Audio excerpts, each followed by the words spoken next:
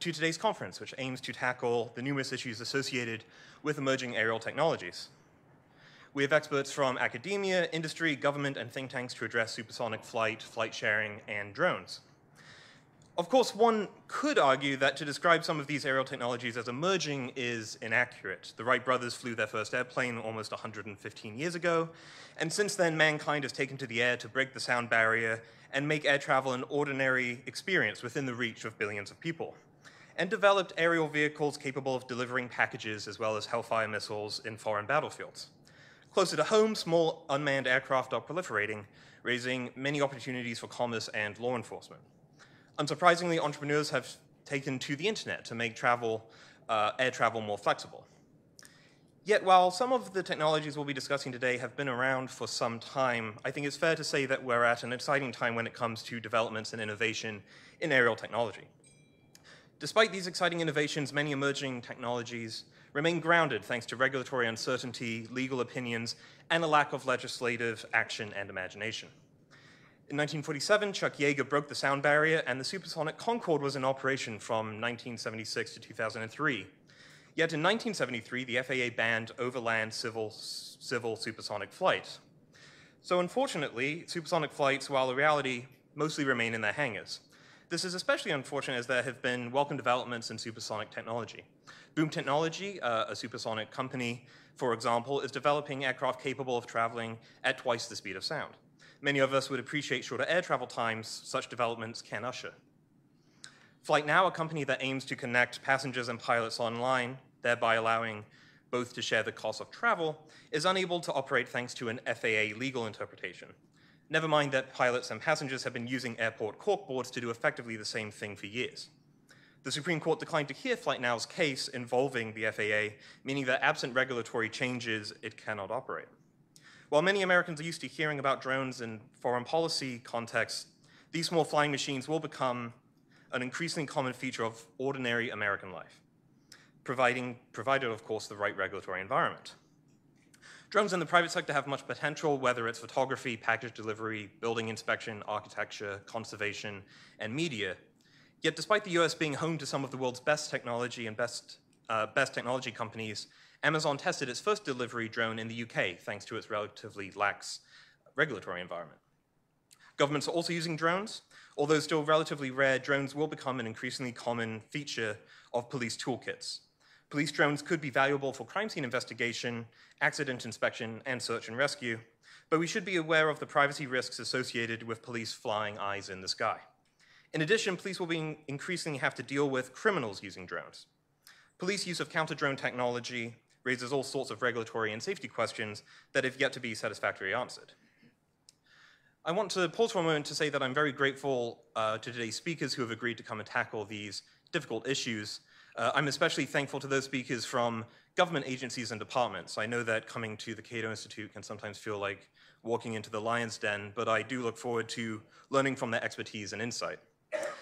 I invite you all to join the conversation by using the hashtag #AerialTechReg. And please do take this opportunity to silence or ideally turn off your cell phones. I suppose if you're live tweeting, silence is the best option. I'd like to remind everyone here that toilets are just around the corner on the ground floor. And our first panel is on supersonic flight and will be moderated by Caleb Watney from the R Street Institute, who will be joining us very, very shortly. Thank you very much.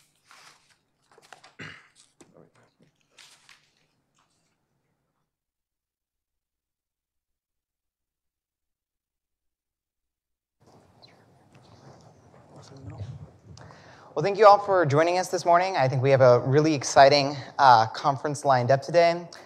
This panel is going to be focusing, as Matt previewed, on supersonic flight, and we have a really great panel set up today. We have Alan McQuinn, who is the Senior Policy Analyst at the ITIF, and then we have Richard Abulafia, who is the Vice President of Analysis at the Teal Group Corporation. And Alan is going to focus on sort of what is the state of play in the regulatory space today for supersonic. And Richard's going to focus on some of the market analysis. So we're going to begin with sort of short presentations by both of them on those topics, and then we'll get into the meat of the discussion period, and then we'll close with the audience question and answer. Alan, do you want to start us off? Sure. Thank you all for having me today.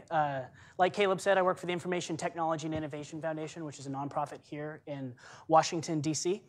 So I've been asked to cover kind of the current policy landscape for supersonic flight.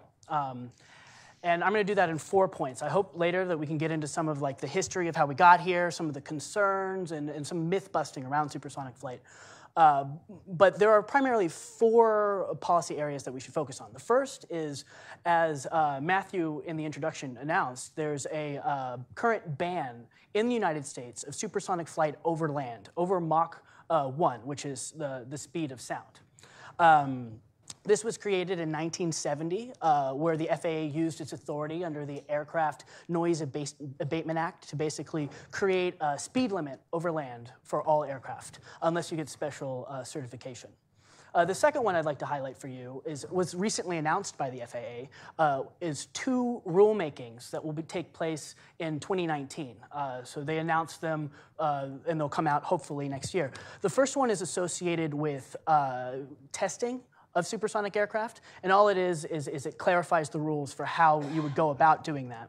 And the second one is associated with creating noise certification standards at airports, which is it's just a basic need for supersonic planes in order to be able to take off and land. Importantly, neither one of these rulemakings will lift the ban. In fact, the FAA specifically said it will not. The third thing I'd like to highlight for you today is the FAA Reauthorization Act that is currently in Congress. It is expected to pass it's September 30th. Whether it does or does not is yet to be seen. We'll find out in the next couple days, seeing as it's been extended many, many times over the last few years. But in both the House and Senate versions of the bill, there was language directing the FAA to lift the ban, lift the speed limit, and create economically reasonable standards and technically feasible standards for overland supersonic flight. This is important because without that kind of kick in the tush, the FAA is not going to do anything. And we saw that with drones and just the simple fact that they don't have enough data in order to lift this ban. They could be subject to lawsuits, for example, if they don't. The fourth I wanted to talk about is the international standards around noise and around environmental standards for supersonic flight, which is, these standards are created at the International Civil Aviation Organization, ICAO, and ICAO is slow walking it. They said that they don't have enough data and they're gathering data, and these standards won't come out until at least 2025. Which is very slow. It kind of generates this chicken and the egg problem for supersonic flight, because how do you create an airplane to meet standards if you don't have standards, right? So those are the 4 areas of policy contention that are currently going on right now, and I look forward to talking about how we got here and where we're going. Oh, thank you very much. Very pleased to be here. Could we get the presentation projected? Excellent. Thank you. Thanks very much. Looks like we're about to play a game of Jeopardy here, doesn't it? First of all, just let me say I'm here under slightly false pretenses. I'm not a regulatory guy at all. I'm here to talk about the market and technical preconditions necessary before we begin to exploit or make use of the fine work being done by people seeking to remove regulatory obstacles to supersonic flight. I don't think, oh, thanks very much, what a good idea. I don't think there's anybody in the business that doesn't really like the idea of supersonic flight, both as a stimulus to technology, to the market, and of course, just because, hey, it's cool. And we want to be part of, bringing the world closer together. Increasing speeds from Mach 0.83 would be a great way to do that. However, I got a bunch of reservations, going to share them with you. I can only think in PowerPoint for people who have neither power nor point. So bear with me. Okay, you said it was idiot-proof, but you didn't reckon with me, obviously. There we go. All right, okay, first of all, when we talk about supersonic flight, we're talking about 2 extremely different markets. Elasticity, cost sensitivity, all of these things very different between commercial jet transport, jetliners, and private aviation, business jets. Typical business jet travels with 2 or 3 people on board. They don't really care what they're paying, and they have no idea. Very different market, completely different.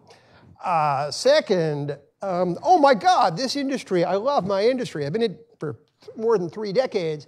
We're death on new market entrants. There are a lot of people who want to break into this business with a new company.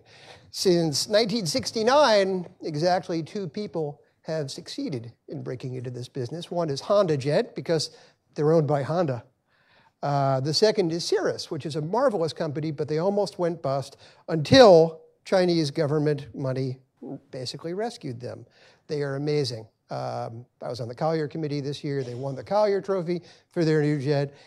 If you're just starting out in this business, well, to be honest, I got a filing cabinet at work filled with brochures and pamphlets from companies that failed. That doesn't mean you can't succeed. You just have to ally or sell yourself to a big aerospace prime, or be part of someone bigger, like the Chinese government or the, Honda Corporation.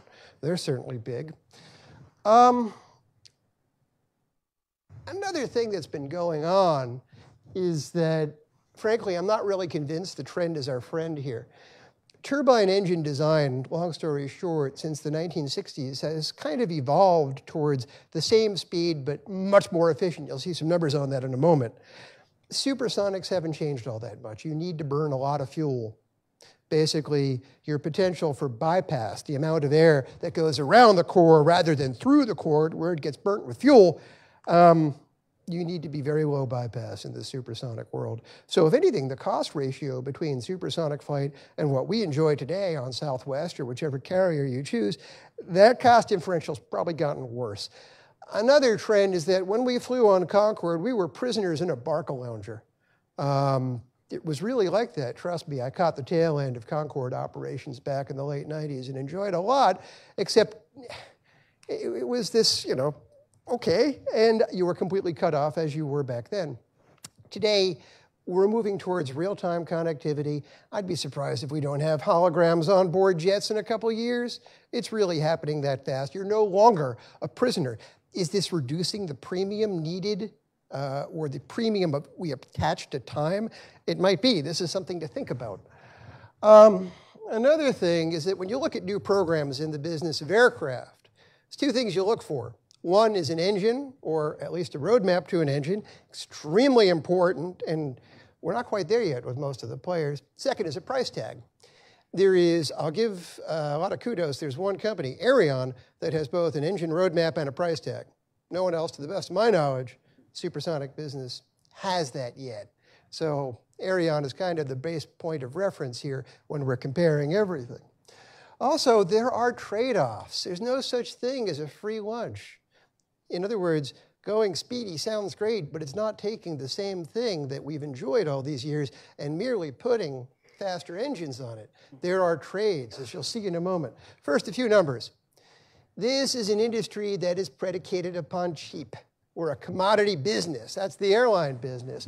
1959 to very recently, yield, that's the amount of cash you crank out of each customer on a per mile basis, has gone from about 22 to about 5. We're really good at making ourselves cheap, and in large part, this is because of fuel burn reductions and new hyper-efficient engines. All of these hyper-efficient engines are massively unsuited for supersonic travel. Next, airlines are locked in a delicate balance between RASM and CASM. Cost per available seat mile versus revenue per available seat mile. If your cost goes above your RASM, your CASM goes above your RASM,